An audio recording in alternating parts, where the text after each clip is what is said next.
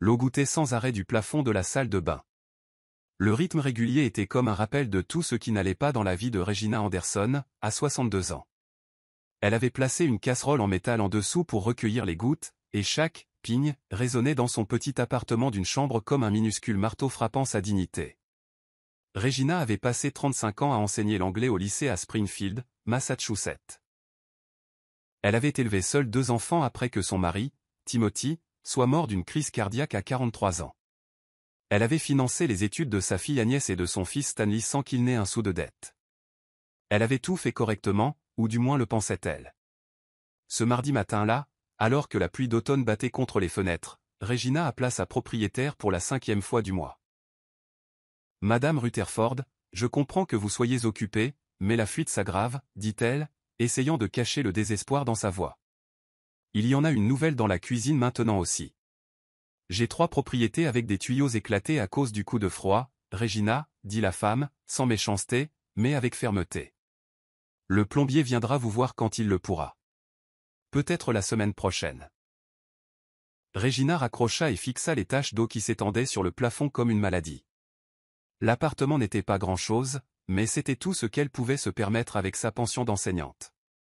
Après avoir payé une prothèse de hanche 2 ans plus tôt, ses économies étaient tombées à presque rien. Son téléphone émit une notification. Agnès avait de nouveau posté sur Instagram. Regina savait qu'elle ne devrait pas regarder, mais une partie d'elle le faisait toujours.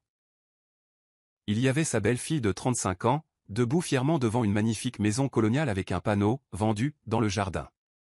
Son bras était enroulé autour d'une femme plus âgée aux cheveux noirs parsemés d'argent, sa belle-mère Karen.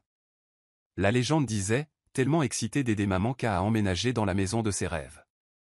Elle mérite tout le confort après tout ce qu'elle a fait pour notre famille. #béni #la famille d'abord.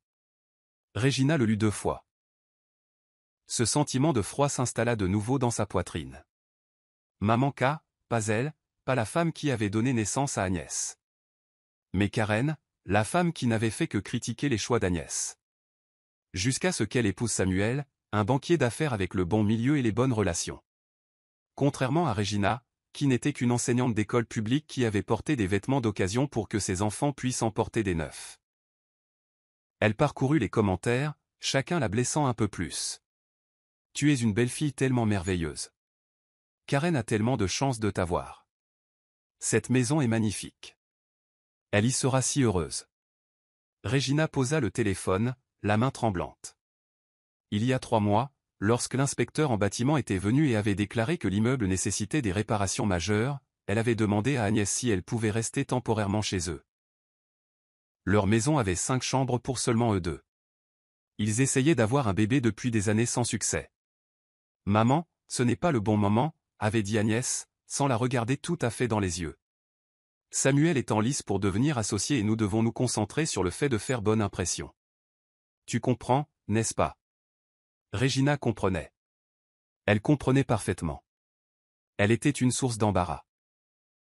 La mère aux chaussures usées et au mauvais accent, qui pourrait dire la mauvaise chose à un dîner? L'ironie ne lui échappait pas. Elle avait élevé Agnès pour qu'elle se soucie du caractère, pas du statut. Elle lui avait appris que la gentillesse comptait plus que l'apparence. Pourtant, maintenant, sa fille avait honte d'elle et achetait une maison pour Karen. Le téléphone sonna, tirant Regina de ses pensées. Le numéro ne lui était pas familier. « Allô ?» répondit-elle, s'attendant à un démarcheur. « Est-ce bien Regina Anderson ?» La voix était masculine, professionnelle, avec une pointe d'accent de Boston. « Oui, qui est à l'appareil ? » Je m'appelle Walter Clark. Je suis avocat chez Pearson, Clark & Klein à Boston. Je vous appelle au sujet de votre frère, Joe Anderson. Regina se figea. Joe, son frère aîné. Il ne s'était pas parlé depuis près de 20 ans. Qu'y a-t-il à son sujet, demanda-t-elle, la voix tendue. Il y eut une pause. Je suis désolé de vous informer que Joe est décédé le mois dernier. Cancer du pancréas. Ce fut assez soudain. Elle s'affaissa sur son canapé usé, ne sachant que ressentir. Joe et elle avaient été proches, jusqu'à leur dispute. Il avait pris le parti de son ex-mari pendant le divorce, croyant les mensonges de Timothy à son sujet. La trahison l'avait profondément blessé. Son propre frère avait choisi son mari infidèle plutôt qu'elle. Madame Anderson? L'interpella l'avocat. Oui, je suis là, dit-elle doucement. Je suis désolé d'apprendre ça. Il y a autre chose, continua-t-il. Joe vous a nommé unique bénéficiaire dans son testament. Elle laissa échapper un petit rire incrédule. Ce n'est pas possible. Nous ne nous parlions plus depuis des décennies. Néanmoins, vous êtes la bénéficiaire. Votre frère a modifié son testament il y a 8 mois, peu après son diagnostic. Il vous a tout laissé. Sa maison à Beacon Hill, son portefeuille d'investissement et sa collection d'art. La succession est évaluée à environ 12 millions de dollars. La pièce se mit à tanguer. 12 millions, murmura-t-elle. Avant impôt, oui. Joe a eu beaucoup de succès dans ses investissements. Il vous a également laissé une lettre. J'aimerais fixer un rendez-vous pour que vous veniez à nos bureaux. Regina accepta de le rencontrer le lundi suivant. Elle géra l'appel comme un robot, hochant la tête et répondant aux besoins. Après avoir raccroché, elle resta assise, immobile, regardant l'eau goûter dans la casserole tandis que ses pensées s'emballaient. Joe lui avait tout laissé. Son frère, qu'elle avait rayé de sa vie pour de bon, avait fait d'elle une millionnaire. Elle rouvrit son téléphone et regarda la publication Instagram d'Agnès. La maison parfaite pour la parfaite Karen, la mère qui méritait tout le confort. Pas elle. Elle fit défiler plus loin dans le fil d'Agnès. Aucune photo d'elle. Aucune de l'anniversaire de sa fille où Regina avait pris 3 bus pour lui apporter une courte pointe faite à la main sur laquelle elle avait passé des mois. Aucune de Noël, où elle avait raclé ses fonds de tiroir pour acheter une carte cadeau pour son restaurant préféré. Elle était invisible. Regina ouvrit ses messages textes et trouva le dernier échange avec son fils, Stanley. Son message, * salut, mon chéri. Je me demandais juste si tu avais reçu la carte que je t'ai envoyée pour votre anniversaire, * il était indiqué qu'il l'avait lue, mais il n'y avait pas de réponse. Il n'y en avait jamais, sauf s'il avait besoin de quelque chose. La dernière fois qu'il l'avait contacté, c'était il y a 6 mois, quand il avait demandé à emprunter $2000 pour un projet d'entreprise. C'était de l'argent que Regina n'avait pas, mais elle l'avait trouvé quand même, en le mettant sur une carte de crédit qu'elle remboursait encore. Il avait promis de la rembourser. Il ne l'avait pas fait. Elle se dirigea vers la salle de bain et fixa son reflet dans le miroir fissuré. Elle reconnaissait à peine la femme qui la regardait. Ses cheveux gris étaient quelque chose qu'elle ne pouvait plus se permettre de teindre. Des rides profondes marquaient ses yeux et sa bouche après des années de soucis. Ses épaules étaient légèrement affaissées à force de porter les fardeaux des autres, jamais les siens. Mais dans ses yeux, quelque chose changeait. Une froideur remplaçait la peine. La femme dans le miroir redressa lentement les épaules. L'argent de Joe n'allait pas seulement changer sa situation de vie. Il allait tout changer. Regina prit son téléphone et prit une photo du plafond qui fuyait. La tache d'eau rouillée s'étendant comme une maladie. Elle l'envoya par SMS à Agnès avec un court message. * Pas besoin de t'inquiéter pour moi. Tout va bien ici, * Agnès lut le message. Elle ne répondit pas. Et c'est à ce moment-là que Regina sut exactement ce qu'elle devait faire. Cette nuit-là, alors que la pluie continuait de tomber et que les fuites s'aggravaient, elle s'assit à sa petite table de cuisine et commença à faire une liste. Pas une liste de dettes financières, mais de dettes émotionnelles. Un décompte des trahisons, grandes et petites. Un catalogue de blessures qui n'avaient jamais guéri. Au matin, elle avait un plan. Le cadeau inattendu de Joe ne lui avait pas seulement donné la liberté financière. Il lui avait donné quelque chose de plus précieux. Le pouvoir de remettre les choses en ordre. La maison de ville de Beacon Hill semblait sortie d'un autre monde. Elle appartenait au monde de son frère, pas au sien. 5 étages de briques rouges avec des volets noirs, nichés parmi l'élite de Boston. Alors que Regina montait les marches avec la clé à la main, elle se demanda si Joe avait trouvé le bonheur ici dans ces dernières années. Peu importait maintenant. Walter Clark, l'avocat, avait été efficace et respectueux. La paperasse avait été simple. La lettre de Joe ne l'était pas. Regina, au moment où tu liras ceci, je serai parti. Le cancer a une façon de clarifier les choses. J'avais tort à propos de Timothy. J'ai découvert la vérité il y a des années mais j'étais trop fier pour te recontacter. Tu méritais mieux de ma part en tant que frère. Tu méritais mieux de la part de tout le monde. J'ai observé de loin tes enfants grandir et devenir des étrangers pour toi. J'ai vu comment ils ont pris et pris sans rien donner en retour. Je l'ai reconnu parce que j'ai fait la même chose avec toi une fois. Cette succession ne réparera pas ce qui est brisé entre nous.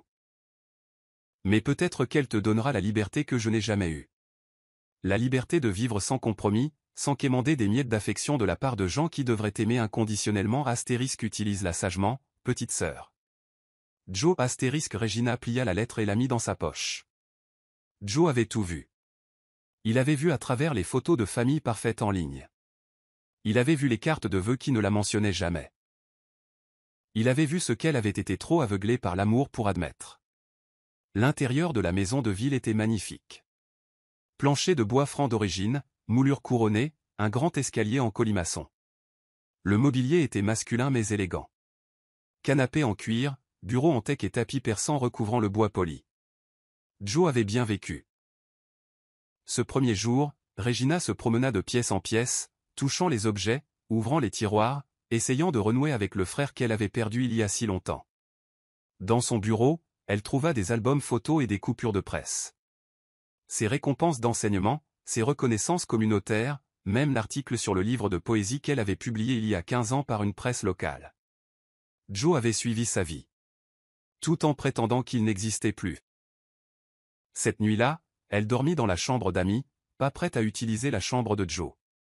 Peut-être jamais. Le lendemain matin, elle rencontra le conseiller financier de Joe. Le portefeuille était solide, actions de premier ordre, obligations municipales et quelques investissements à haut risque qui avaient porté leurs fruits. La conseillère, une jeune femme nommée Tracy, avait les yeux vifs et un esprit encore plus vif. Elle guida Regina à travers tout. Votre frère était très stratégique, expliqua Tracy. Il a tout restructuré après son diagnostic pour réduire les impôts. Après déduction, vous disposez d'environ 9 millions. 9 millions de dollars. Le chiffre semblait irréel. Que souhaitez-vous faire de ces actifs, Madame Anderson, demanda Tracy. J'ai besoin de temps pour réfléchir, répondit Regina. Pour l'instant, laissons tout c'est. Au cours de la semaine suivante, elle s'installa dans sa nouvelle vie. Elle engagea un service de nettoyage pour la maison de ville. Elle acheta de nouveaux vêtements, rien de trop tape à accent grave-l'œil, juste bien fait et correctement ajusté. Elle alla chez un coiffeur, se reteignit les cheveux dans son châtain auburn naturel et les fit couper dans un style qui encadrait son visage. Cela lui enleva des années. Elle se ressemblait à nouveau. Ou peut-être que pour la première fois depuis des décennies, elle ressemblait à ce qu'elle était censée être. Ni Agnès ni Stanley n'appelèrent pendant cette période. Aucun ne remarqua qu'elle avait disparu de son ancien appartement. Seule Madame Rutherford, sa propriétaire, avait son nouveau numéro. Regina était devenue un fantôme, et personne ne semblait s'en soucier. Le 10e jour, elle appela Agnès. « Maman, » répondit Agnès, surprise. « Est-ce que tout va bien ? » « Pas, comment vas-tu ? » ?»« Pas, j'avais l'intention d'appeler. » Juste la supposition que quelque chose devait forcément mal aller. « Tout va bien, » dit Regina calmement. « Il y a eu des changements dans ma vie. Je suis à Boston maintenant. »« Boston ? Qu'est-ce que tu fais là-bas ? » J'ai hérité d'une somme d'argent. Mon frère Joe est décédé et m'a laissé sa succession. Il y eut un silence. Regina pouvait entendre les calculs se former dans l'esprit d'Agnès. « Oncle Joe ? Je pensais que vous ne vous parliez plus. » C'était le cas. Les gens peuvent vous surprendre même après leur mort. Elle laissa le silence s'étirer. Quoi qu'il en soit, je voulais te faire savoir que j'ai déménagé. Je fais vider l'appartement.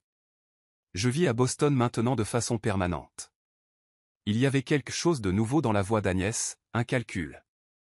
Tu as déménagé à Boston ? Où exactement ?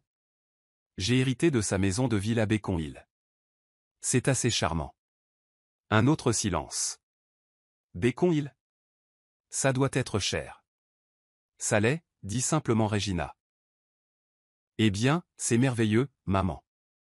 Tu mérites un peu de chance. Le ton d'Agnès avait complètement changé. Maintenant doux et chaleureux là où il avait été froid. Samuel et moi devrions venir te rendre visite. Ça fait trop longtemps. Lui était-il déjà venu à l'esprit d'inviter Regina chez eux ? La maison qu'elle avait achetée pour Karen? Ce serait bien, mentit Regina. Mais je suis encore en train de m'installer, peut-être dans quelques semaines. Bien sûr, dit rapidement Agnès. Fais-nous savoir quand. Nous sommes très flexibles. Regina pariait qu'il l'était. Je dois y aller, dit-elle. J'ai un rendez-vous avec le conseiller financier. Elle laissa tomber cet appât avec soin. Conseiller financier, demanda Agnès, la voix soudainement empressée. Combien t'a laissé oncle Joe exactement? Assez, répondit Regina. Nous en parlerons plus quand je te verrai. Transmets mes amitiés à Samuel. Elle raccrocha avant qu'Agnès ne puisse dire quoi que ce soit d'autre. Stanley appela moins d'une heure plus tard. Agnès l'avait clairement contacté immédiatement. Salut maman, dit-il, comme s'il se parlait tout le temps, comme s'il n'avait pas ignoré ses SMS et ses appels pendant des mois. Agnès m'a parlé d'oncle Joe. C'est une nouvelle incroyable. Vraiment, demanda-t-elle avec douceur. Tu le connaissais à peine. Eh bien, non, mais c'est super pour toi. Tu en as bavé. Astérisque en avoir bavé, astérisque comme si ces difficultés avaient été un court inconvénient et non des années de sacrifice et de privation. Pendant qu'il vivait dans son condo du centre-ville de Chicago, prenant des vacances coûteuses et postant tout sur Facebook sans jamais proposer de lui payer un billet d'avion pour lui rendre visite. Oui, les choses s'améliorent, dit Regina. Comment vas-tu, Stanley? Et le projet d'entreprise? Il hésita très légèrement. Ça se passe très bien, vraiment très bien. En fait, nous envisageons de nous développer, mais nous avons besoin d'un investissement en capital. Je pensais? Ça a l'air passionnant, l'interrompit-elle. Nous devrions en discuter quand tu viendras. Tu prévois de rendre visite à ta seule mère dans sa nouvelle maison. N'est-ce pas? Absolument, dit-il rapidement. J'allais justement le suggérer. Je pourrais prendre l'avion le week-end prochain si ça te convient. Si empressé maintenant. Si attentif. Le week-end prochain serait parfait. Je t'enverrai l'adresse par SMS. Après avoir raccroché, Regina s'assit dans le bureau de Joe. Son bureau maintenant, et regarda l'horizon de Boston. Les pièces de l'échiquier se déplaçaient exactement comme elle l'avait prévu. Cet après-midi-là, elle rendit visite à une avocate qu'elle avait choisie elle-même. Pas du cabinet de Joe, mais une femme recommandée par Tracy. Son nom était Janet Hillary, une femme vive et pragmatique dans la cinquantaine, avec une réputation de planificatrice successorale agressive. Je veux faire un nouveau testament, dit Regina, après avoir expliqué sa situation. Et je veux mettre en place une série de fiducies, des fiducies très spécifiques. Janet hocha la tête et commença à prendre des notes. Quels sont vos objectifs avec ces arrangements? Regina eut un mince sourire. Donner une leçon qui se fait attendre depuis longtemps. Janet ne s'y a pas. Elle en avait probablement entendu de pire. Je peux travailler avec ça, répondit-elle. Mais nous le formulerons de manière plus juridique pour la paperasse. Ils passèrent 3 heures à examiner les plans de Regina. Au moment où elle quitta le bureau, le cadre était en place. Le piège était tendu. Il ne lui manquait plus que les souris. Béconville en automne ressemblait à une carte postale. Des rues pavées bordées d'arbres dorés et rouges. Des lampadaires à gaz brillaient chaleureusement à la tombée de la nuit. Regina se tenait à sa fenêtre, regardant le taxi s'arrêter. Stanley sortit le premier, puis se tourna pour payer le chauffeur. Toujours généreux avec l'argent des autres, jamais avec son propre temps. Elle n'avait délibérément pas proposé de venir le chercher à l'aéroport. Il leva les yeux vers la maison de ville, clairement impressionné par sa taille et sa beauté. Avant de monter les marches et de sonner, il s'arrêta pour tout admirer. Regina prit son temps pour ouvrir la porte. « Maman, » dit Stanley avec une grande étreinte, l'enlaçant. Quand l'avait-il serré dans ses bras comme ça pour la dernière fois? Pas à Noël il y a 3 ans, quand il était venu les mains vidées et était parti tôt pour retrouver des amis. Pas à son anniversaire l'année dernière, qu'il avait oublié jusqu'à ce que Facebook le lui rappelle 3 jours plus tard. « C'est bon de te voir, dit-elle. » Le mensonge vint facilement. Elle recula pour bien le regarder. Il était beau comme son père. Même mâchoire forte, même sourire charmant qui cachait un profond égoïsme. « Cet endroit est incroyable, dit-il, regardant par-dessus son épaule dans le hall d'entrée avec son lustre en cristal et son sol en marbre. Oncle Joe avait bon goût. En effet, acquiesça-t-elle. Laisse-moi te faire visiter. Elle le guida à travers la maison, observant ses yeux parcourir chaque objet coûteux, prenant des notes mentales de leur valeur. Dans le bureau, il laissa échapper un sifflement bas devant les étagères de livres en première édition. Dans la salle à manger, il admira l'argenterie ancienne derrière la vitrine en verre. Ça fait des gènes. Ération que c'est dans la famille, dit-elle.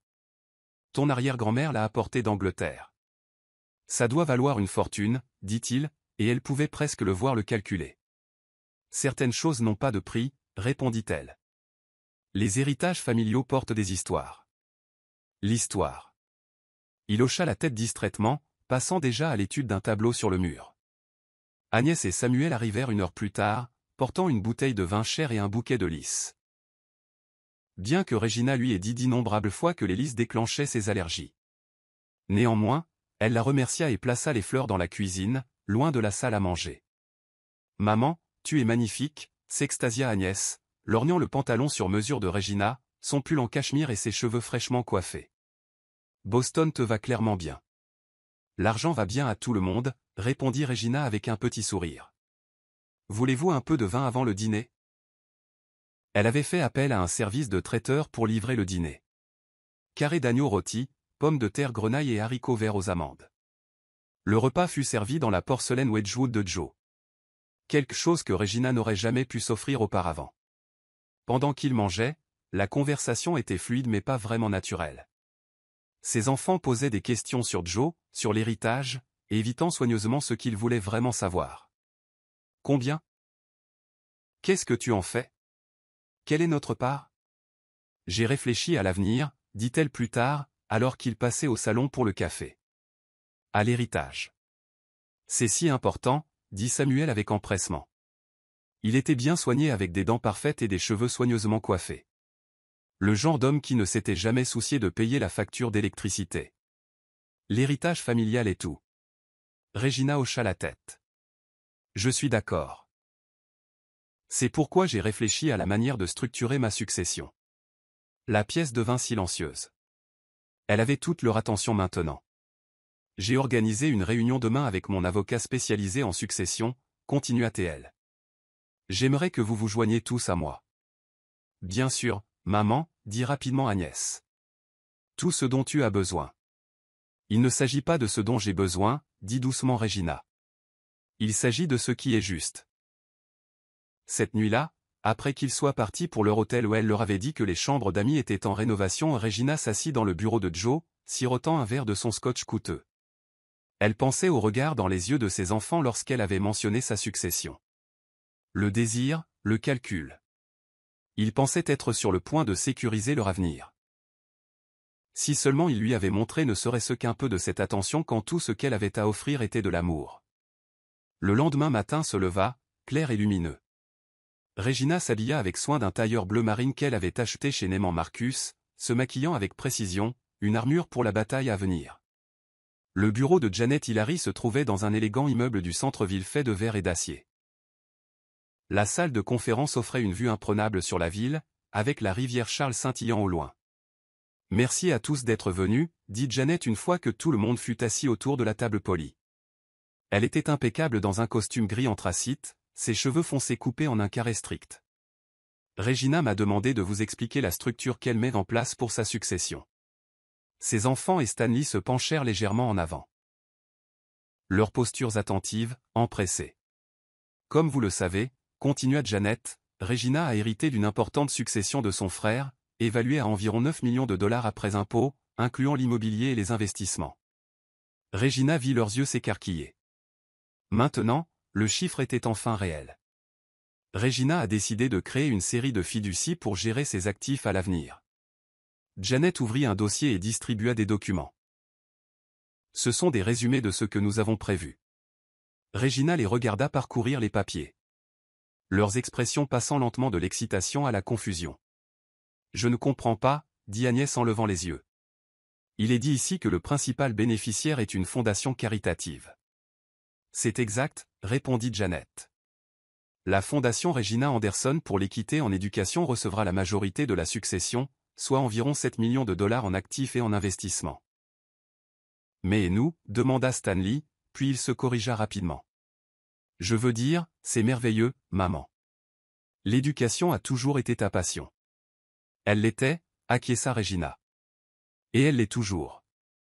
La Fondation offrira des bourses d'études aux étudiants qui font preuve d'excellence académique malgré des circonstances difficiles. Des étudiants comme je l'ai été, qui ont dû cumuler plusieurs emplois pour payer leurs études. Samuel s'éclaircit la gorge. Et les 2 millions restants, demanda-t-il en tournant à la 3e page du document. Page 3, les guida Janet. Ils tournèrent tous la page en même temps, lisant rapidement. 1 million à détenir en fiducie pour les futurs soins et besoins médicaux de Regina, lut Agnès à voix haute. Et 1 million à diviser également entre Stanley et Agnès Anderson, à verser sous les conditions suivantes. Elle s'arrêta, son visage pâlissant en lisant les petits caractères en silence. Peut-être aimeriez-vous que j'explique, proposa Janet. Agnès hocha la tête sans parler. Les fiducies pour Stanley et Agnès sont structurées comme des fiducies de comportement éthique, dit calmement Janet. Chacun d'eux recevra des versements trimestriels de 12 500 $, soit 50 000 $ par an, à la condition qu'ils fassent preuve de soin et de soutien envers leur mère. Qu'est-ce que cela signifie exactement, demanda Stanley, sa voix se tendant. Cela signifie, dit Regina, parlant pour la première fois depuis le début de la réunion, que pour obtenir vos versements trimestriels, vous devez prouver que vous avez maintenu un contact régulier et significatif avec moi. Appel téléphonique hebdomadaire, visite mensuelle, célébration des fêtes. Les choses que la plupart des enfants font par amour, vous les ferez maintenant pour de l'argent. La pièce tomba dans le silence. Si l'un de vous ne respecte pas ces conditions pendant 2 trimestres consécutifs, continua Janet, sa part de la fiducie sera redirigée de façon permanente vers la fondation. Tu nous soudoies pour être tes enfants, demanda Agnès, la voix tremblante. Non, dit calmement Regina. Je vous paie pour prétendre être les enfants que je pensais avoir. Les enfants que je méritais. C'est de la folie, dit Stanley en se levant d'un bond. Tu ne peux pas mettre de règles sur les relations familiales. Ah non? Regina haussa un sourcil. Vous mettez des conditions à notre relation depuis des années. Tu n'appelles que quand tu as besoin d'argent. Tu ignores mes messages. Tu achètes des maisons pour ta belle-mère pendant que je vis avec des tuyaux qui fuient. Agnès tressaillit à cette remarque. Si l'arrangement ne vous plaît pas, dit Regina, vous êtes libre de partir. La fondation sera heureuse de recevoir les fonds supplémentaires. Tu as changé, murmura Agnès, les yeux remplis de larmes. Non, dit fermement Regina. J'ai enfin vu clair. C'est différent. Samuel, toujours le plus pratique, lisait encore. Il y a plus ici. Quelque chose sur une remise de dette. Oui, hocha la tête Janet. Regina a documenté des prêts qu'elle vous a fait à tous les deux au fil des ans. S'élevant à environ 47 000 $ avec les intérêts. Elle est prête à remettre ses dettes en signe de bonne volonté. Mais seulement si vous signez les accords de fiducie aujourd'hui. Ce n'étaient pas des prêts, dit rapidement Stanley. C'étaient des cadeaux. Regina eut un petit sourire. J'ai gardé chaque SMS, chaque email où tu disais que tu me rembourserais. Juste jusqu'à ma prochaine commission, maman. Je te le rendrai après la conclusion de cette affaire. Dois-je continuer? Son visage devint rouge. Le choix est simple. Dit Regina. Signez et recevez 50 000 $ par an pour agir comme des êtres humains décents. Ou partez et remboursez-moi avec les intérêts. Janet fit glisser les contrats sur la table. Vous avez 20 minutes pour décider, dit-elle. J'ai un autre rendez-vous à 11 heures. Ils signèrent, bien sûr. L'argent parlait plus fort que la fierté. Et ses enfants parlaient couramment cette langue. Regina les regarda signer les papiers. La signature de Stanley était audacieuse et rapide. Celle d'Agnès était nette et soignée. Aucun d'eux ne la regarda en signant l'adieu à leur prétention d'indépendance. Félicitations, dit Janet une fois que tout fut terminé. Les premiers versements commenceront le trimestre prochain si toutes les conditions sont remplies. Dans l'ascenseur qui descendait vers le hall, personne ne parla. Le silence était lourd. Samuel vérifiait constamment son téléphone. Agnès regardait droit devant elle, la mâchoire serrée. Stanley se balançait d'un pied sur l'autre, clairement agité. « J'ai fait des réservations pour le déjeuner, dit Regina en sortant. Il y a un charmant bistrot français juste au coin de la rue. Je n'ai pas faim, lança sèchement Agnès. C'est ton choix, dit Regina d'un ton égal. Mais l'accord que tu viens de signer inclut ce déjeuner. Une première violation serait dommage, n'est-ce pas? Les yeux d'Agnès s'écarquillèrent un peu. Regina sourit, un sourire froid et calme, sans chaleur. Tu vas surveiller tout ce que nous faisons, demanda Stanley, choqué. Tenir le score comme une mère qui attend près du téléphone le jour de son anniversaire? Regina le regarda. Comme quelqu'un qui vérifie son téléphone le matin de Noël, espérant que ses enfants se souviennent qu'elle existe. Oui, quelque chose comme ça. Le restaurant était élégant mais sobre, avec des nappes blanches et une musique de jazz douce en arrière-plan. Le maître d'hôtel salua Regina par son nom. Elle y était venue 2 fois auparavant, s'établissant comme une cliente de valeur. « Madame Anderson, votre table est prête, » dit-il avec une petite révérence. Une fois assise, elle commanda du vin pour la table. Un Bordeaux coûteux que Joe aurait apprécié. Ses enfants commandèrent leur place sans grand enthousiasme. Samuel, toujours adaptable, tenta d'engager la conversation. « La fondation est une merveilleuse idée, dit-il. L'éducation est si importante. Ma mère a toujours cru en son pouvoir de changer des vies. Karen, encore. La sainte. La mère méritante. Comment va Karen? Demanda Regina en prenant une gorgée de son vin.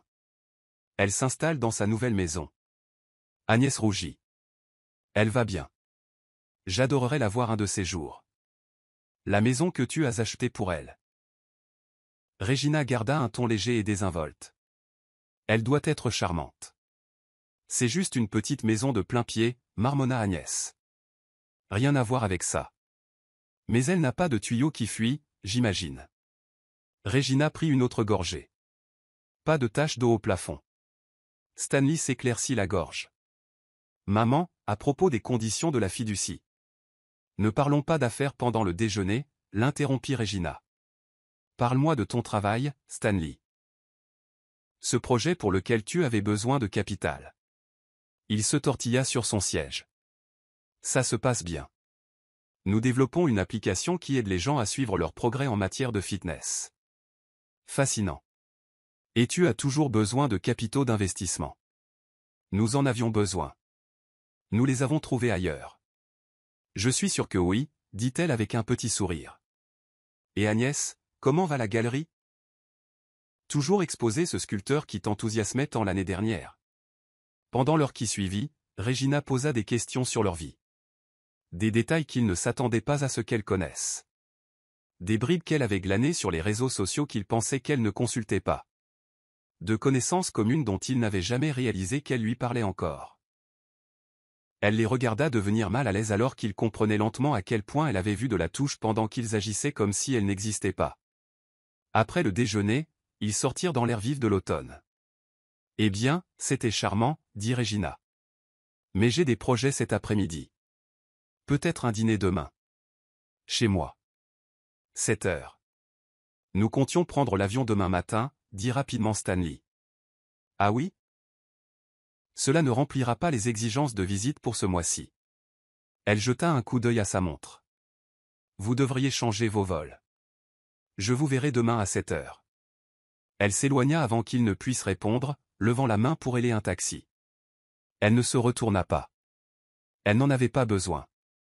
Le mois suivant se déroula exactement comme elle l'avait prévu. Les appels téléphoniques arrivaient à l'heure. Le dimanche soir d'Agnès, le mercredi matin de Stanley. Des conversations guindées remplies de politesse feinte et d'amertume silencieuse. Comment s'est passée ta semaine, maman? As-tu apprécié le concert dont tu as parlé la dernière fois? Le temps doit se rafraîchir à Boston maintenant. Regina répondait avec une politesse égale, jouant le rôle de la mère comblée. Mais ils connaissaient tous la vérité. C'était un accord commercial, rien de plus. 2 semaines avant Thanksgiving, elle les appela tous les deux. « J'aimerais que vous veniez à Boston pour les vacances, dit-elle. Amen Samuel bien sûr, Agnès. Et Stanley, amène Antonio. Antonio était la petite amie de Stanley depuis 3 mois. Il ne l'avait pas mentionné. Bien que des photos d'elle fussent partout sur son Instagram. Ils acceptèrent, bien sûr. 50 000 $ s'en assuraient. Regina engagea un décorateur professionnel pour transformer la maison de ville en un rêve de Thanksgiving. Décoration d'automne élégante, porcelaine fine, gobelets en cristal qui scintillaient sous le lustre ancien. La nourriture serait fournie par l'un des meilleurs restaurants de Boston, livrée et servie par du personnel qu'elle avait embauché pour la journée. La veille de leur arrivée, elle s'assit dans le bureau de Joe. Son bureau, et passa en revue ses notes de Janet Hillary. La fiducie se portait bien. La fondation était active. Tout se déroulait parfaitement. Alors pourquoi la victoire avait-elle un goût si vide? Elle se versa un autre verre de scotch et se dirigea vers la fenêtre, regardant la ville scintillante. Boston l'avait adoptée, ou du moins avait adopté son argent. Elle avait été invitée à des galas de charité, des événements de musée, des dîners exclusifs. Les gens qui l'ignoraient autrefois recherchaient maintenant sa compagnie, son approbation, son chéquier. Tout comme ses enfants. La pensée n'apporta aucune joie. Seulement une douleur sourde que le scotch coûteux ne pouvait pas apaiser. Le jour de Thanksgiving arriva, lumineux et froid.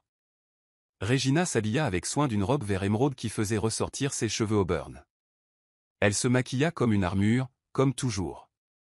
Ils arrivèrent ensemble, ayant partagé un taxi depuis l'aéroport, l'ayant probablement planifié ainsi pour limiter leur temps avec elle. Elle les accueillit avec une hospitalité parfaite, prit leurs manteaux, offrit des boissons, les présenta au personnel de service. Antonio, la petite amie de Stanley, fut une surprise.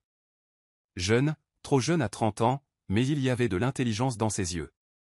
Elle admira la maison, les œuvres d'art, la richesse tranquille avec une admiration sincère. Elle était la seule qui semblait heureuse d'être là. « Votre maison est magnifique, Madame Anderson. » dit-elle alors que Regina la faisait entrer dans le salon. « Stanley m'a parlé du cadeau de votre frère. » Quel incroyable second acte a commencé. « Merci, Antonio, dit Regina, se sentant un peu s'adoucir face au ton honnête de la femme. « Et s'il vous plaît, appelez-moi Regina. » Le dîner fut un chef-d'œuvre, nourriture magnifique, silence gênant. La dinde était parfaite, la farce riche en châtaigne. La compote de canneberge avait du zeste d'orange et de l'anis étoilé. Mais la conversation resta tendue. Chaque sujet choisi avec soin pour éviter la vérité. Qu'aucun d'eux ne serait là sans l'argent. Au moment où le dessert fut servi une mousse à la citrouille et de délicates coupes en chocolat, Agnès craqua enfin. « C'est ridicule, dit-elle, laissant tomber sa cuillère avec un claquement sec. Nous sommes assis ici à faire comme si tout était normal, alors que nous savons tous pourquoi nous sommes vraiment là. Continue, s'il te plaît. » dit Regina en prenant une petite bouchée de sa mousse. La fiducie, les règles, cette performance. Nous faisons tous semblant. C'est cruel, maman. Cruel, répéta Regina en posant sa cuillère. Laisse-moi te parler de la cruauté, Agnès. La cruauté, c'est appeler sa mère en haut-parleur pendant qu'on fait autre chose. Rendre clair qu'elle n'est pas importante. La cruauté, c'est oublier son anniversaire jusqu'à ce que Facebook vous le rappelle. La cruauté, c'est acheter une maison pour sa belle-mère pendant que sa propre mère vit avec des tuyaux qui fuient. Ce n'était pas la même chose, dit doucement Agnès. Ah non? Tu as dit que Karen méritait tout le confort. Qu'est-ce que je méritais, moi? Un appartement avec de la moisissure noire? Un hiver sans chauffage parce que je ne pouvais pas payer la facture à temps. Stanley se tortilla sur son siège, mal à l'aise. Tu ne nous as jamais dit que les choses allaient si mal. Je n'aurais pas dû avoir à le faire, dit Regina, sa voix plus tranchante qu'elle ne l'avait voulu. Regina prit une profonde inspiration, se calmant. J'étais votre mère. Vous auriez dû me voir. Vous auriez dû vous soucier assez pour demander. Alors c'est une punition, dit doucement Stanley, nous faire danser pour notre héritage. Ce sont des conséquences, le corrigea Regina. Pour la première fois de votre vie, vous faites face aux conséquences du fait de traiter quelqu'un comme s'il n'avait pas d'importance. Antonio regarda entre tous, son expression changeant avec la prise de conscience. Vous n'allez pas leur pardonner, n'est-ce pas? Peu importe ce qu'ils font maintenant, il est trop tard. La table tomba dans le silence. Une jeune femme qui connaissait Regina depuis moins de 4 heures avait vu ce que ses propres enfants ne pouvaient ou ne voulaient pas reconnaître. Le temps de la réconciliation sincère est passé depuis longtemps, dit doucement Regina. Maintenant, nous avons un accord commercial. Ils font semblant de se soucier de moi et je fais semblant de les croire. En retour, ils reçoivent une compensation financière. C'est tordu, murmura Agnès, les larmes aux yeux. Pas plus tordu que de faire comme si je n'existais pas jusqu'à ce que j'ai quelque chose que vous vouliez, répliqua Regina. Maintenant, devrions-nous prendre le café dans le salon? Je crois qu'il y a un match de football que Stanley pourrait vouloir regarder. Elle se leva et lissa sa robe, signalant la fin de la conversation. Le personnel commença à débarrasser la table alors que sa famille se levait et se dirigeait vers le salon comme des acteurs suivant un script. Seul. Antonio s'attarda, ses yeux rencontrant ceux de Regina avec une compassion silencieuse. Pour ce que ça vaut, dit-elle doucement, j'aurais aimé vous connaître avant tout ça. La vraie vous. Regina sentit quelque chose bouger à l'intérieur de son mur soigneusement construit. La vraie moi est morte il y a longtemps, dit-elle doucement. Quelque part entre le deuxième emploi que j'ai pris pour payer les études de Stanley et la nuit où j'ai mangé des biscuits salés pour le dîner pour qu'Agnès puisse avoir une robe de bal. Antonio hocha lentement la tête. Je comprends pourquoi vous faites ça. Je me demande juste si cela guérit quoi que ce soit. Ce n'était pas destiné à guérir, répondit Regina. C'était destiné à équilibrer la balance. Antonio lui toucha légèrement le bras. Ne vous perdez pas en chemin. Elle s'éloigna pour rejoindre les autres, laissant Regina seule dans la salle à manger. Entourée des restes d'un repas parfait qui n'avait nourri personne. L'hiver arriva à Boston avec une entrée spectaculaire. Neige tourbillonnante, vent glacial qui transperçait même le manteau le plus chaud et lumière de Noël se reflétant sur les flaques gelées. La maison de ville restait chaude, protégée par l'argent et le meilleur système de chauffage qu'elle pouvait acheter. Décembre apporta une affection mise en scène de la part de ses enfants. Des cartes de Noël avec des photos professionnelles. Agnès et Samuel dans des pulls assortis. Stanley et Antonio devant des lumières scintillantes. Des appels téléphoniques remplis de voix joyeuses qui ne correspondaient pas à leurs paroles. Des questions sur ses projets de vacances qui ne portaient aucune préoccupation réelle. Nous serions ravis de t'avoir à Chicago pour Noël. Dit Stanley lors de leur appel du mercredi, bien que son ton trahît son soulagement. C'est attentionné, dit Regina. Mais j'ai d'autres projets. Oh, quelque chose de spécial? Oui, répondit-elle, sans donner de détails. En vérité, elle avait réservé un séjour en solo dans un complexe de luxe à Aspen. Elle n'avait jamais skié de sa vie, mais le complexe avait d'autres commodités. Un spa de classe mondiale, des restaurants raffinés et un salon avec vue sur la montagne où elle pourrait s'asseoir avec un livre et un verre de vin, regardant les gens passer. Elle ne le dit pas à ses enfants. Laissez-les s'interroger. Laissez-les l'imaginer seul dans la maison de ville, entouré de richesses mais toujours seul. Laissez-les ressentir une parcelle de la culpabilité qu'ils auraient dû ressentir il y a des années. Les semaines passèrent rapidement.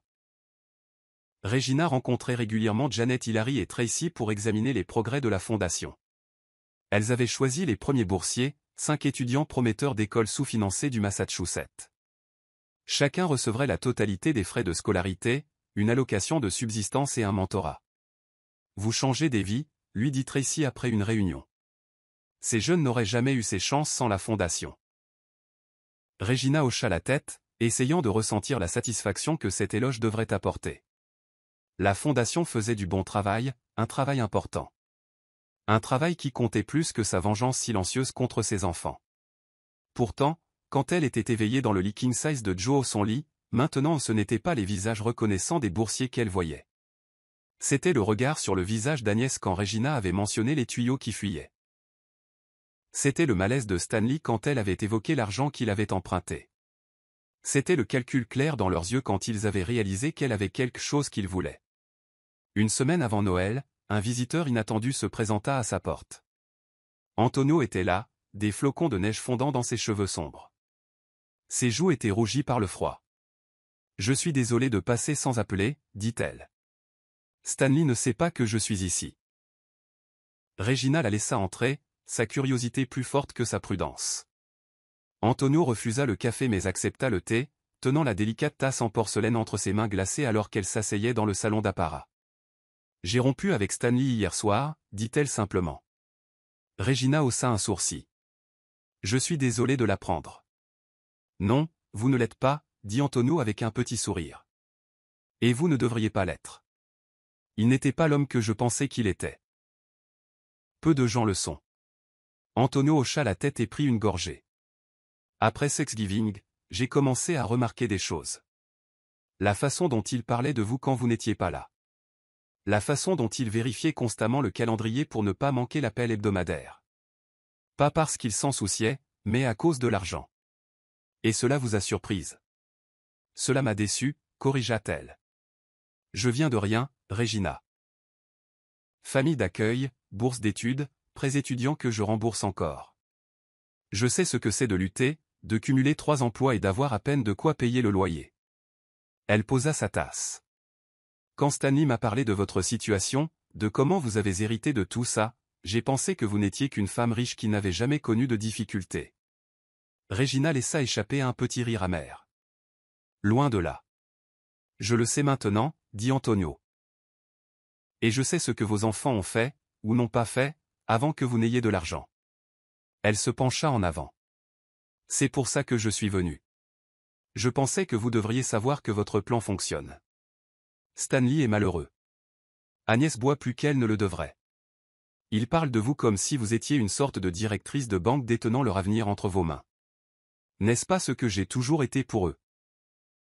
Demanda Regina, une source de prêt, une babysitter gratuite, un filet de sécurité? Peut-être, admit Antonio. Mais maintenant, ils ne peuvent plus s'en cacher. Vous avez rendu la transaction évidente. Regina la regarda attentivement. Pourquoi me dire tout ça? Pourquoi venir ici? Antonio la regarda dans les yeux. Parce que je pense que vous méritez de savoir que vous avez gagné. Ils souffrent. Et ils comprennent, à un certain niveau, ce qu'ils ont fait. Elle fit une pause. Mais je pense aussi que vous méritez de savoir que cette victoire ne réparera pas ce qui est brisé. Je n'ai jamais pensé que ce serait le cas, dit doucement Regina. Vraiment? Pas même un peu, demanda Antonio. Elle se pencha. Vous les punissez de vous avoir traité comme une ressource. Mais maintenant, c'est tout ce que vous êtes pour eux. Une ressource à gérer, à apaiser, à utiliser pour de l'argent. Ces mots frappèrent Regina plus fort qu'elle ne s'y attendait. Regina se leva et se dirigea vers la fenêtre, regardant la rue enneigée en contrebas. Que voudriez-vous que je fasse, Antonio? Leur pardonner? Prétendre que ces années de négligence n'ont jamais eu lieu? Leur donner des millions sans condition, pour qu'ils puissent continuer à m'ignorer? Non, dit doucement Antonio. Mais il pourrait y avoir une voie médiane. Une qui les tienne responsables sans détruire toute possibilité de relation authentique à l'avenir. Il n'y a pas de relation authentique, dit sèchement Regina. Il n'y en a jamais eu. Pas depuis qu'ils sont devenus des adultes avec leur propre vie. Antonio resta silencieux un instant. Ma dernière mère d'accueil, avant que je ne sorte du système, m'a dit quelque chose que je n'ai jamais oublié, dit-elle. Elle a dit: les gens blessés blessent les autres, mais les gens guéris guérissent les autres. Je ne comprenais pas à l'époque. Je crois que je commence à comprendre maintenant. Regina se tourna pour lui faire face. Suggérez-vous que je ne suis pas guéri? Je suggère qu'aucun de nous ne l'est entièrement. Et que le vrai pouvoir ne réside pas dans le contrôle ou la punition, mais dans la rupture des cycles. Après le départ d'Antonio, Regina resta longtemps assise dans le bureau de Joe, retournant ses paroles dans son esprit. L'idée que sa vengeance, aussi justifiée soit-elle, puisse la lier à la douleur même dont elle essayait de s'échapper. La possibilité qu'il y ait un autre chemin, ni le pardon total, ni la vengeance froide, quelque chose d'autre. Elle sortit la lettre que Joe lui avait laissée et la relut. Astérisque, cette succession ne réparera pas ce qui est brisé entre nous, mais peut-être qu'elle te donnera la liberté que je n'ai jamais eue. La liberté de vivre sans compromis, sans quémander des miettes d'affection de la part de ceux qui devraient t'aimer inconditionnellement. Utilise-la sagement, petite sœur astérisque.